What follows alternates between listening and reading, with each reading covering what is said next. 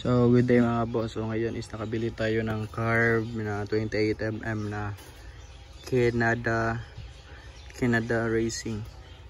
So high performance carburetor. So para dito sa KLX 150 natin. So tara, open natin siya. So by the way, ito naka 26mm na carb, so palitan natin siya ng 28mm na carb. So ito,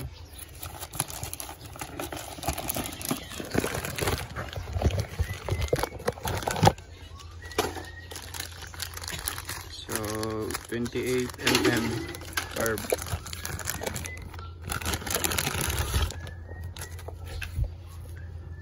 So yan, Power Jet Canada flat slide. So dito yung sa hangin, tas dito yung sa minor hangin. Ayan.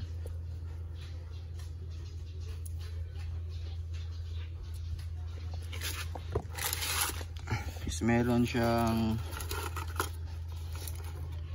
hose. Tapos meron din siyang jets na kasama. Ayan. Sticker.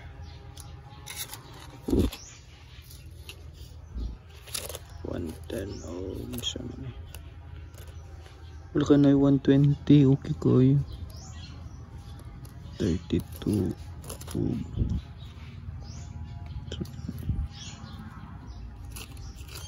So 110, 120, 32, and 36. So, let's go. So ngayon kabit na natin to dito. So baklasin na natin ng covers. Tapos lagay na natin to. So as my observation, okay naman. Goods yung quality. Sana madali lang siyang matono pag napansak na natin, nasalpak na. So let's go. So good day mga boss. So ngayon nabaklas na natin yung cover. So hindi ko na na-videoan yung pagbaklas ng cover. So sa pagbaklas ng mga cover at yung tangke, simple lang. Unahin mo natin yung tanggalin yung side cover nandito. So dito na bolt, tanggalin natin yan. At sa kabila rin. Pagkatapos is yung upuan. So dito na tornilyo, dito sa kabila. Tapos itong sa strap holder, tanggalin din natin dito na bolt. At yung sa tangke, pag natanggalin yung sa upuan, sa tangke na yung, at sa tangke, dito na bolt, tanggalin nyo to. At dito na bolt, tanggalin nyo to. So yan lang ang pagtanggal ng mga cover at tangke ng KLX. So dito is naka BRT na tayo na manifold. So 30mm. So 30mm na manifold. Tapos ito 26mm na carb. So tanggalin natin yung carb. Tapos ipalit natin yung nabili natin na carb. So ito tinanggal ko na yung cover niya para dito ilagay yung throttle. So sa pagpag-class, tanggalin lang natin yung tornilyo na to. I-loose lang natin to. Hindi lang siya higpitan. Tapos dito din para sa air cover. So let's go, tanggalin na natin yung carb. So ayan boss, lagay na natin yung carb. So okay naman siya, basta dyan naman ng maayos. So ngayon is ilalagay na natin to,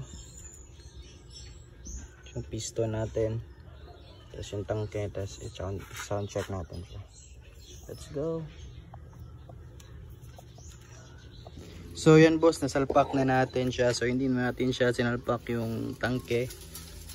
So yan, sinalpak na natin. So sound check natin to, if tono lang ba or okay lang ba siya sa, okay lang ba yung carb.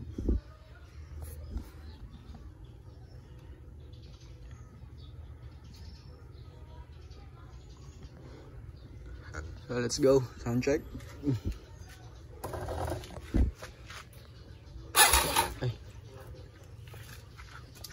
Primera.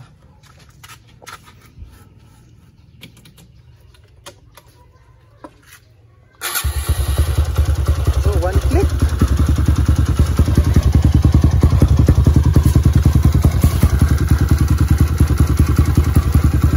One click lang siya, boss. Kaya mga paps, one click lang.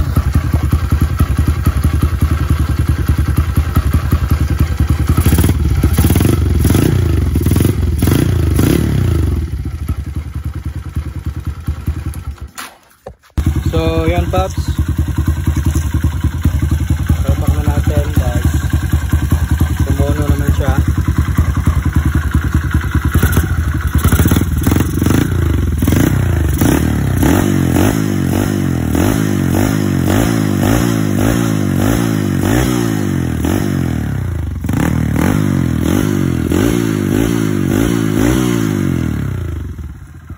Good.